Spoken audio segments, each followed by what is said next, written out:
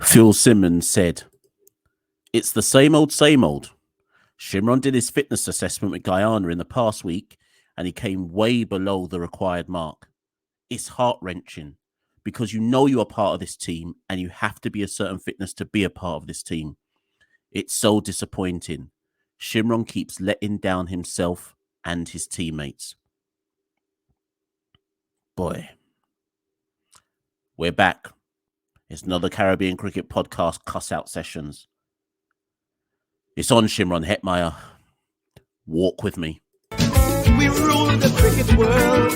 Now the rules seem coming. Welcome to the Caribbean Cricket Podcast, your one-stop shop for all things West Indies cricket. By the fans, for the fans.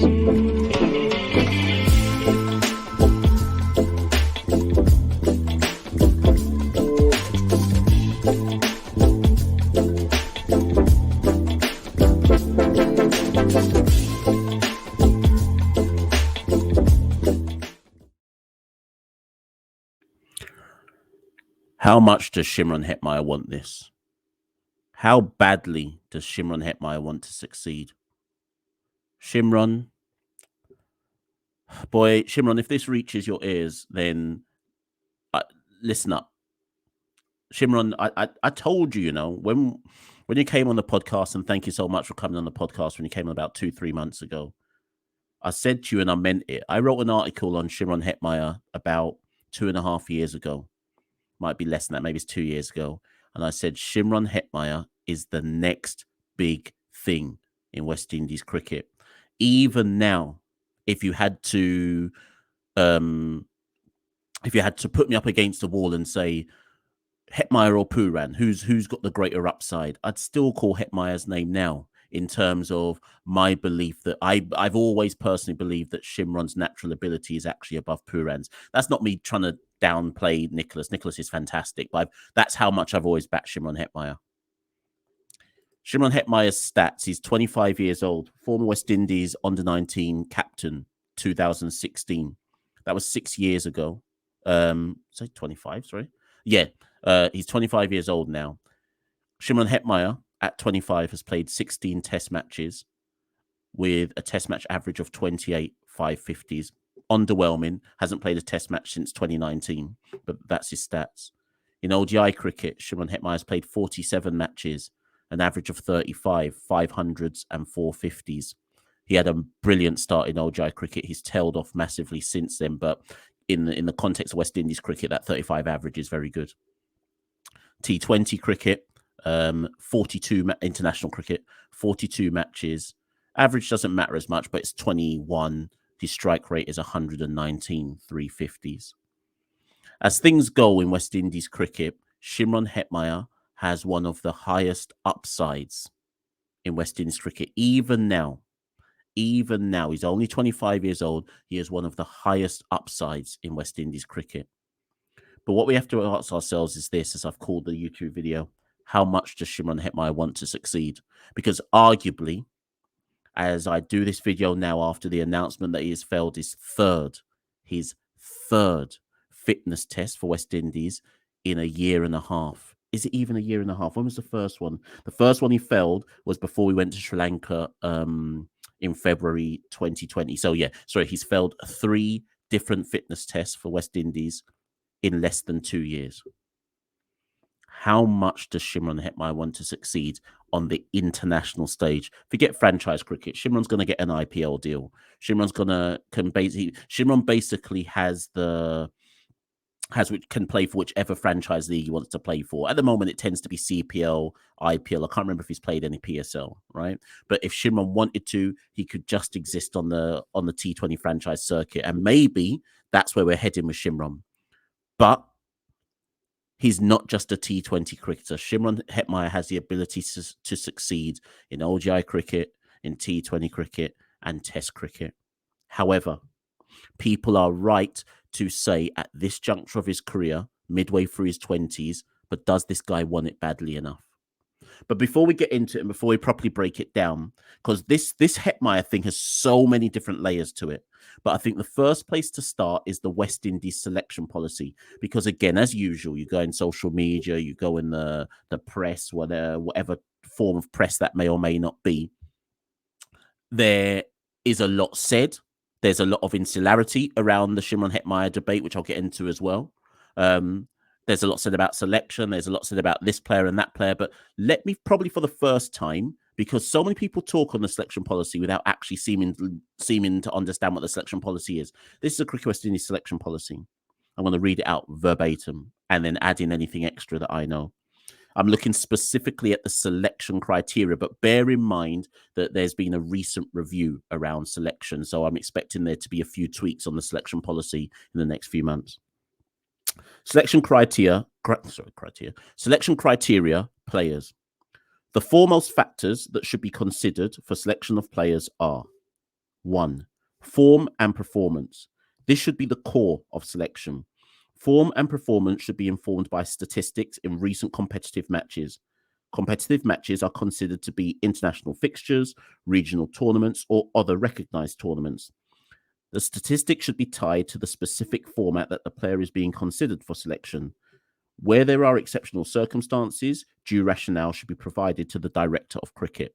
For those who don't know, Director of Cricket in this case would be Jimmy Adams. Number 2, fitness. For consistent, optimum performances of cricketers, fitness is critical. Given this fact, there should be a minimum fitness standard to qualify for selection. Such standards will be provided by the fitness and conditioning policy. Thus, the selection panel should adhere to this policy. Exceptional circumstances require the approval of the Director of Cricket. We'll pause there immediately. Does Shimron Hetmyer make the West Indies T20 team or ODI team based on form and performance? Yeah, I think you'd have to say yes. He wasn't amazing in the World Cup, but given the poor quality performances all round, you'd still say yes for Shimron Hetmyer. And same for the ODI team. Does Shimron Hetmyer make the team in accordance to the fitness standards? No, he doesn't. And in fact, even though I've got a list of where I wanted to go, let me jump straight into this next point. The people who told Cricket West Indies that Shimron Hetmyer is not fit was his own cricket board. So immediately, if people are going to try and blame Cricket West Indies and say, you see, Phil Simmons this, Kieron Pollard this, it's a fight down, they hate Guyanese, they hate Shimron Hetmyer, stop the foolishness. I feel like when I do these videos, I always have to say, stop the foolishness. And that's almost why this cuss out series started, because I can't take the foolishness. I can't take it. If you're going to talk on cricket in this region, come with facts, come with stats, come with clear evidence. Take the insularity and take the bias and take the emotion out of your analysis. The Guyanese Cricket Board, in getting prepared for the first class season, right, have been the players have been all come into camp and so on and so forth. Same for Jamaica Scorpions, which I would know more about. Obviously, being Jamaican, I know more about what's going on in the Jamaica setup, but I know about the Guyanese setup as well in this sense. They have been calling the players to get ready for first class cricket. Some camps have been going on, some fitness, etc. They ran their scheduled fitness tests. The first one probably about 3 weeks ago now, or maybe it's even 4 weeks ago now. I'm just telling you facts of what I know. Shimron didn't turn up to that one. He didn't turn up to that particular fitness test. Bear in mind, remember that Shimron pulled out of the Pakistan series for personal reasons. So whether Shimron would have been selected for Pakistan or not, I don't know. He would have missed an opportunity to be tested prior to that Pakistan series anyways, because he pulled out. Anyways, his own cricket board, Guyana, said, come, right, all Guyanese cricketers, we're trying to get ready for first class season, this, that. Come, it's testing time. Shimron didn't go. 2 weeks or a week later, there was a second round of testing. Shimron turned up. I should really put the picture on the screen, but whatever. Just from the picture alone, some of the pictures alone that I saw, my first reaction when I saw some of the pictures, Shimron, was, oh my God. And this ain't about being overweight or trying to call a fat thing or anything like that. Shimron looked like his conditioning, just from a picture. Bear in mind, this was a still, but just from this still and just from this picture, Shimron's conditioning looked all over the place. Man looked tired. But that was just from a picture. So I was like, let me wait to see though, to see what Crandon the Guyana coach says, because maybe I'm reading too much into it. Because as a West Indian cricket fan base, we love to say, look at that player, he's barely big, so he's not fit. So I thought, let me not say too much. Let me just wait to see what Crandon says. Crandon then came out to the Guyana press. I should find the statement to read to you, but this is me paraphrasing what Crandon said. Crandon said he was disappointed with the level of fitness on show. He specifically called Shimron's name and said that Shimron's fitness was well below expected standards. That's his own cricket board people saying that. Forget West Indies. Forget cricket West Indies. They're not involved in this conversation at this point. That was his own cricket board and his own head coach of his own franchise team saying, the man ain't in shape. Boy, I should have come prepared with the statement. Crandon said he was so disappointed with the levels of fitness on show. And then he went on, in fact, to say he can't do everything for the players. They've got to take some responsibility for themselves when they're out of season. They're given programs to follow. They're given nutrition plans to follow. And he basically pointedly, without saying in too much words, was saying, what are the players doing? He called Shimron's name specifically. Now, tell me this, and in fact, actually, before I go there, in recent times, because Ronnie Sarwan is now involved in the kind of setup around the Guyana Cricket Board and so on and so forth, the Guyanese Cricket Board have recently implemented their own fitness policy, and their expected standards for the yo-yo test, which is what everyone talks about when they talk about the fitness policy. There's more to it, but let's talk on the yo-yo test. Is they said West Indies cricket expect you to reach a standard of 40. Okay. Now, those of you who are listening to this who live in the UK, the yo-yo test is what we call the bleep test in the UK. I've done some research on this in terms of expected standards around the globe. India expect their players to reach 17 to 17 and a half. England and New Zealand, as I understand it, expect it to be 19. Pakistan is similar to India, 17 to 17 and a half. West Indies always use, when there's like press conferences and stuff, everyone always hears this number 40. It's a different measurement for the same test, but the West Indies equivalent for 40 is 17.1. Okay. So again, somewhere between 17 and 17 and a half. That is the expected standard for all international cricketers to reach to justify selection. Before anyone says, but what about this player? What about, I'm going to get to that in a minute. Okay.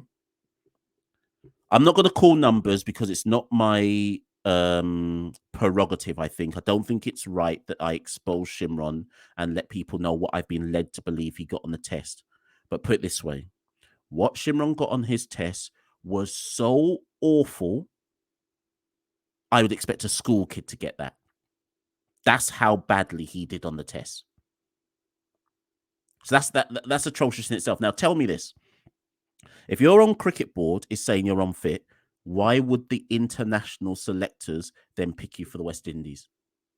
I'll say that again. If your own cricket board, your own people are saying you are not fit, why should West Indies then pick you?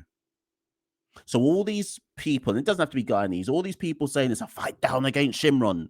Listen, Shimron's one of my favourite players for West Indies, but he's not taking himself seriously. Those of you who listen to our podcast, I'll drop it in the YouTube description below the episode, link back to the episode. I interviewed Shimron no less than 2 months ago and asked him, Shimron, why did you fail the fitness test before Sri Lanka in February 2020? Shimron, why did you fail the fitness test before Sri Lanka in 2021? Shimron, I'm paraphrasing, in his own words said, well, you know what? That's on me. He didn't blame Cricket West Indies. He didn't blame Phil Simmons. He didn't blame Kyron Pollard. He didn't blame this. He didn't blame that. He put his hands up live on our show, you know. Please, I beg you, go back and watch it. And he said, that's on me. I wasn't taking my fitness seriously enough. He owned it. And I said to Shimron at the time, well, I can't answer more than that. I said, you're big enough to own it, but now come do something about it. And Shimron, essentially, after that, I'm not saying because of our conversation, but I'm saying there was no mention of Shimron and poor fitness again. Okay? But no less than we're coming up to a year since his last failed fitness test. The man has failed again. Shimron, if you're listening to this, Shimron, I'm so disappointed in you, man. Shimron, I'm so disappointed in you. You're better than this. Real life, you're better than this. If there's any cricket individuals from Guyana, and I'm talking a Sarwan, a Shiv, I know some of these people don't live in Guyana, a Carl Hooper, anybody who lives in Guyana has any kind of close link to Shimron, rally round Shimron, please. Someone who is close enough to speak to Shimron and make him see some sense. I beg someone mentor him. I'd mentor Shimron Hetmyer for free. In my day job, I'm a teacher. I work with young people, so in this sense, Shimron's a young person to me. Yes, he's an adult, but you get my take here. Someone mentor Shimron, please, because he will throw his talent away. Now, what I will say as a disclaimer, if Shimron is happy enough to just play T20 cricket, then actually, you know what, Shimron, don't get fit, because actually you'll be fine. You'll be fine getting your T20 contracts around the rest of the world with the current fitness you've probably got. So actually, make a decision, Shimron. Is it that you just want to play on the T20 franchise second? I've got no issue with that. A man's got to eat a food. A man's got to look after his people. If that's what you want to do, I've got no problem with that. Just say it loud and say it proud with chest and say, well, actually, my focus is this. Because Shimron, and again, I speak directly to you, you will be fit by the time IPL is ready. So what does that say, Shimron? What does that say? There is no doubt that you will be fit by the time IPL is ready. There is no doubt you're going to get an IPL contract with someone. What does that say then, Shimron, if you can get yourself sorted for IPL, but you can't get yourself sorted for West Indies selection? Shimron, it don't look good. The optics look terrible. But if it's that you want to focus on T20, just say that with chess. Say that with chess, and everyone can stop the noise and everyone can stop the foolishness chat and just accept that that's your priority. I've got no issue with that if that's your priority. Eat your food, yes. But if you still harbour ambitions of playing for West Indies cricket, fix up. 3 times in a year and a half, Shimron, fix up. I can't defend that. Now, I didn't read out the rest of the selection policy, sorry, because I stopped at fitness because I thought, well, that's the main thing to talk about because that's what it pertains to, Shimron. But I will just read the other stuff that relates to selection. So we spoke about form and performance and fitness. Point 3, team balance. The team's dynamics should be influenced by the established brand of cricket to be played. All teams should have the best composition to reflect the successful brand of cricket of choice. Team balance should be format centered. The brand of cricket and team balance should be determined by the director of cricket, executive selector, and head coach. When captain is selected, he or she could be consulted. Point 4, mental capacity. To be judged based on the context of performance, mental capacity could encompass self-discipline, self-motivation, and match awareness. Point 5, ability. A player should be selected based on sheer potential only if still considered a developing player. Such ability should encompass a player's performance over a period of matches or a single performance. Sorry, could, not should. And lastly, commitment. This should be judged based on players' availability to play for West Indies. If a player is unavailable to play because of other cricket obligations, i.e. participating in other cricket tournaments, this should be considered as contrary to commitment. A personal leave of absence for sincere family obligations or similar should not be considered as a divergence from commitment. So those are the key factors in the Cricket West Indies policy relating to selection. In another video, I think I'll talk specifically on the fitness policy because I think that's what people really want to go into. But I thought I should also talk. I thought I should lay out, well, what does it actually say about what gets you selected for West Indies? And the reality is, there is a clear point in the selection policy pertaining to fitness, and Shimron has failed a fitness test 3 times in a year and a half. He deserves to not be picked for that fact.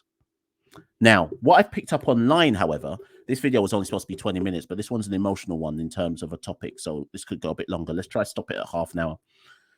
What I've picked up online, though, is a lot of people saying, but Rakeem Cornwall gets picked for the test match. So what do you mean Shimron Hetmyer is unfit? And here's my thing. I hear that, but there's 2 different sides to that argument around Rakeem Cornwall. Point 1, This was a selection for ODI cricket and T20. So if your reaction to Shimron Hetmyer not being picked is to talk about Rakeem Cornwall, I think you're missing the point at this juncture in time. Rakeem Cornwall's not in the ODI team. Rakeem Cornwall's not in the T20 team. So it's irrelevant for this particular selection point. Shimron is not in because he has failed a fitness test. Rakeem Cornwall's not in because, well, he's not in this team anyway. So why bring up Rakeem? However, for those who are bringing up Rakeem, your point shouldn't be, but Rakeem gets in the test match team. How is Shimron getting left out for fitness purposes? Your point should be this. And this point is more directed at Cricket West Indies around their fitness policy. I think Cricket West Indies have made a mistake here. But it's not the mistake everyone thinks that they've made. They have rightly put an emphasis on fitness in the last 2 years. Last 2.5 years. But the fitness emphasis that they've placed existed before this current iteration of Cricket West Indies. And I'm talking about Skerritt coming on the board and so on, being president and so on and so forth. This fitness policy that they're adhering to was the same fitness policy that was adhered to under Dave Cameron and Courtney Brown and all of that lot, right? Now, within the fitness policy, it talks about exemptions. And this is where I think Cricket West Indies have screwed up.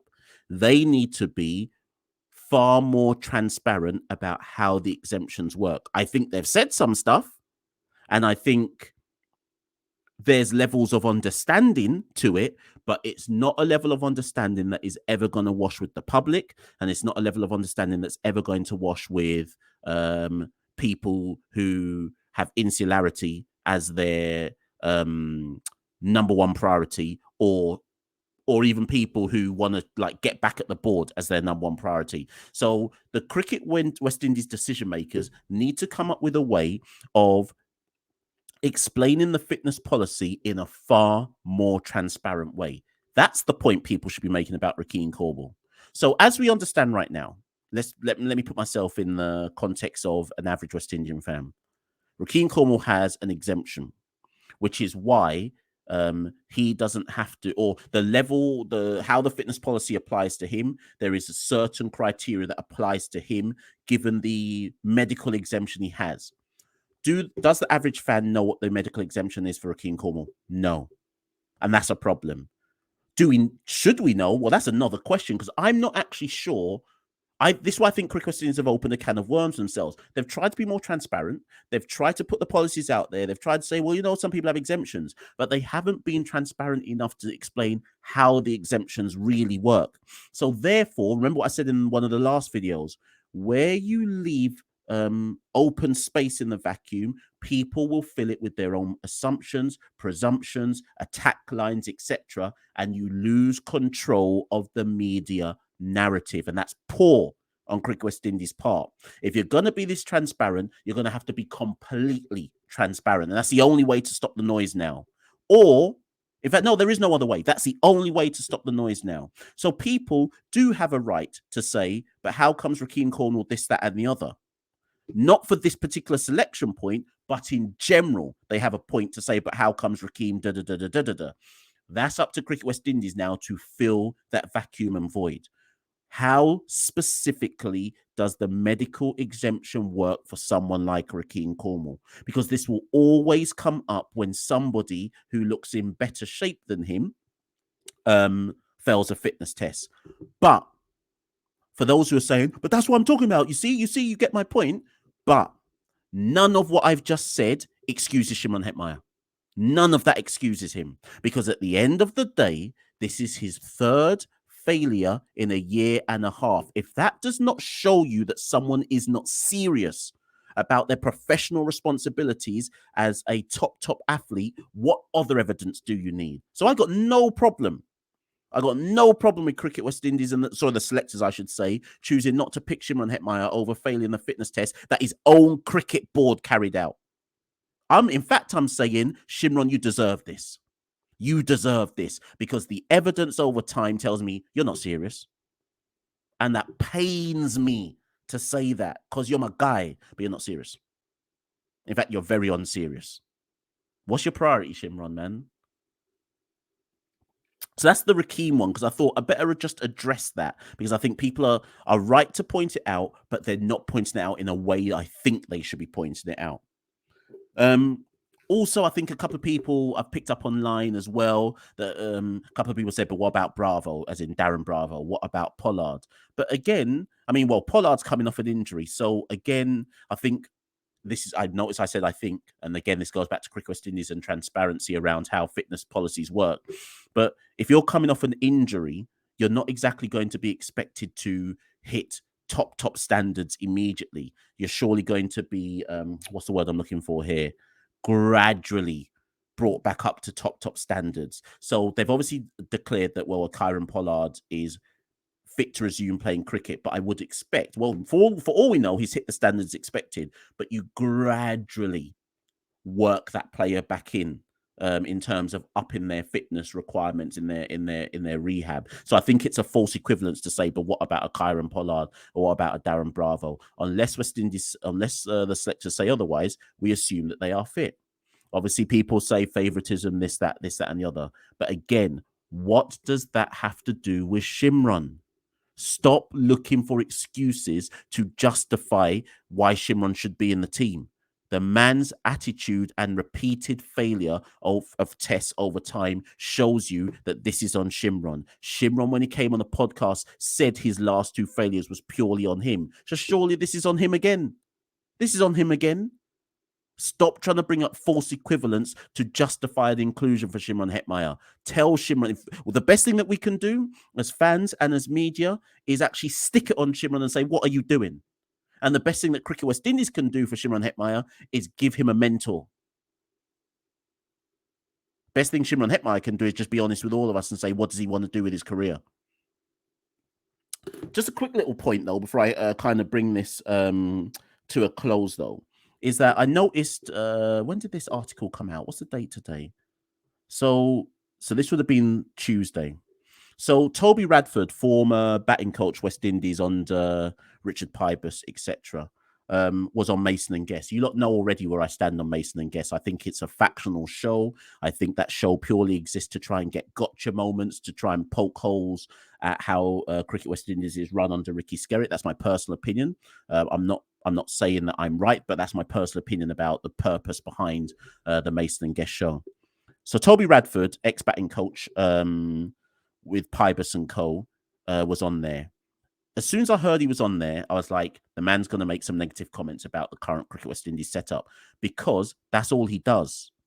If you go back and look at any comments that Toby Radford makes about West Indies since his departure from West Indies, it's always to poke holes at what is currently going on in Cricket West Indies. And he made some points which you could say are valid, because I've kind of talked about them earlier on in the piece. He said, it looks like Cricket West Indies are not clear enough on how their fitness policy works. I think there's validity in some of that statements.